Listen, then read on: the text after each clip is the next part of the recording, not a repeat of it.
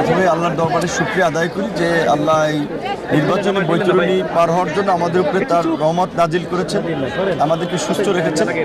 দ্বিতীয়ত গলাচিপা দশপিনার সাধারণ শ্রমজীবী মানুষ, খেটে খাওয়া মানুষ, সাধারণ পেশাজীবী মানুষ যারা একেবারেই নিঃস্বার্থভাবে আমার জন্য কাজ করেছেন, আমাকে ভালোবেসেছেন, যাদের ভোটেই মূলত আমি এখানে এমপি হয়েছি। কারণ এখানে আপনারা জানেন যে 4 জন প্রার্থী ছিল, তার মধ্যে বিএনপি থেকে একজন বহিষ্কৃত নেতা, বাট তিনিও একজন শক্তিশালী প্রতিদ্বন্দ্বী প্রার্থী ছিলেন জামায়াত ইসলামী আন্দোলনের। বলা চলে 4 জনই খুবই একেবারেই কাছাকাছি পর্যায়ের শক্তিশালী প্রার্থী ছিলেন।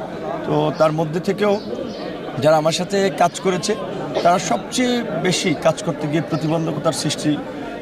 প্রতিবন্ধকতা পেয়েছেন, হামলার শিকার হয়েছেন, লাঞ্ছিত হয়েছেন, অপমানিত হয়েছেন।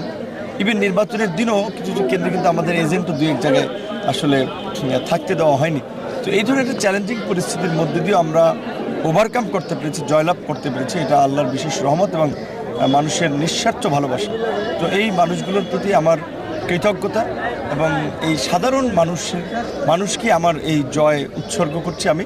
আমি নির্বাচনের পূর্বে গলাচিপা দশপিনার মানুষের সাথে যে কমিটমেন্ট করেছিলাম যে এই এলাকার অবকাঠামোগত উন্নয়ন, হাসপাতাল, স্কুল, কলেজের আধুনিকায়ন, সুখে দুঃখে মানুষের পাশে থাকা, মানুষের বিশেষ করে শিক্ষিত তরুণদের জন্য কর্মসংস্থান, কৃষক, শ্রমিক, জেলে তাদের বিষয়গুলো দেখা এবং সর্বোপরি রাজনৈতিক দলমতের ঊর্ধ্বে থেকে এখানে একটা সামাজিক এবং রাজনৈতিক একটি ঐক্যের সমাজ প্রতিষ্ঠা করা।